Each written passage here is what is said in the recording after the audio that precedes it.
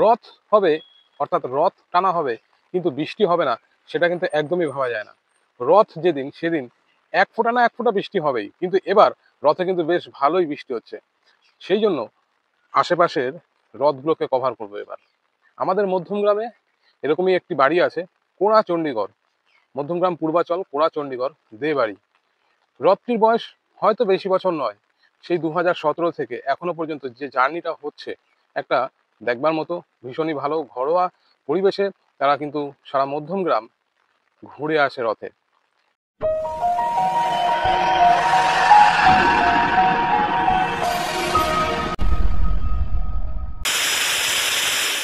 আমি এখন চলে এসেছি সেই দে বাড়ির সামনে। এই হচ্ছে তাদের গলি। বৃষ্টি হচ্ছে, বুঝতেই পারছো বন্ধুরা কতটা বৃষ্টি, সারাদিন ধরে কিন্তু এখন বৃষ্টি চলছে। আর এই হচ্ছে সেই দে বাড়ি। এই বাড়ি থেকেই রথযাত্রা কিন্তু শুরু হবে।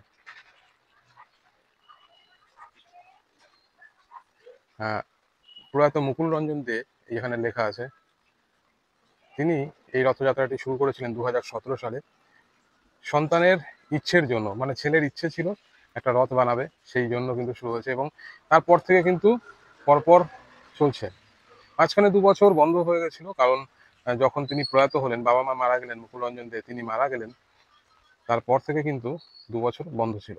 আবার কন্টিনিউ চলছে। বর্তমানে কৌশিক রঞ্জন দে ছেলেই কিন্তু এই রথটিকে নিয়ে বেরোয়, সারা মধ্যমগ্রাম ঘোরে এবং পুজো দেওয়া, সমস্ত প্রসাদ বিতরণ সবকিছুই কিন্তু সে নিজে করে, মানে কৌশিক রঞ্জন দে। 2025 রথযাত্রা মধ্যমগ্রামের বুকে বেরিয়ে পড়েছে সেই দে বাড়ির রথ। আর বলা বাহুল্য যে প্রত্যেক বছর রথযাত্রার দিন এই রথটিকে মধ্যমগ্রাম অঞ্চল জুড়ে কিন্তু ঘোরানো হয়। মধ্যমগ্রাম স্টেশন 3 নম্বর প্ল্যাটফর্ম সংলগ্ন সমস্ত অঞ্চল জুড়ে এই রথটি ঘোরে এবং ঘোরার পথে সবাই কিন্তু একবার দড়িতে টান দিয়ে যায় জয় জগন্নাথ বলে। বুঝলো, এবার কত বছর হচ্ছে তোমাদের? 17 সাল থেকে শুরু, মাঝখানে 2 বছর বাদ গেছে বাবা মার। এইমাত্র আপনারা যার কথা শুনলেন তিনি দে বাড়ির বর্তমান সদস্য কৌশিক রঞ্জন দে। তার বাবা প্রয়াত মুকুল রঞ্জন দে তিনি কিন্তু এই রথটি 2017 সালে প্রথম বের করেন এবং তারপর থেকে পর চলে আসছে এই রথযাত্রা।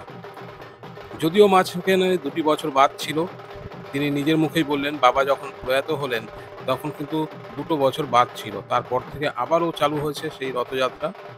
ছেলের ইচ্ছেকে গুরুত্ব দিয়ে বাবা প্রথম 2017 সালে এই রথটিকে তৈরি করেন। অর্থাৎ যে দাদাকে দেখতে পাচ্ছি লাল ধুতি পাঞ্জাবি পরে, কৌশিক রঞ্জন দে, তার ডাকনাম বাজুদা বলেই আমরা চিনি। সেই কৌশিকদা যখন ছোট ছিল বাবার কাছে আবদার করেছিল একটি রথ তৈরি করার জন্য এবং বাবা 2017 সালে এই রথটিকে তৈরি করে দিয়েছিল।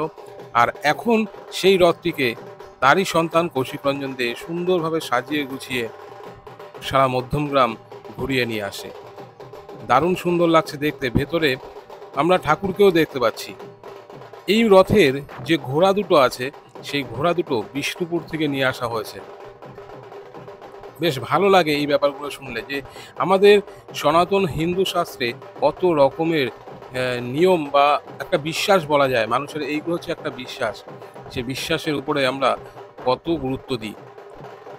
যত রাত এগোচ্ছে বা যত সময় বাড়ছে ততই যেন রথের সামনে ভিড় বেড়েই চলেছে। প্রত্যেকটা মানুষ এখান থেকে যারা যাচ্ছে, সে চেনা হোক বা অচেনা হোক, সবাই কিন্তু এই রথের দড়িতে টান দিয়ে জয় জগন্নাথ বলে দিয়ে যাচ্ছে।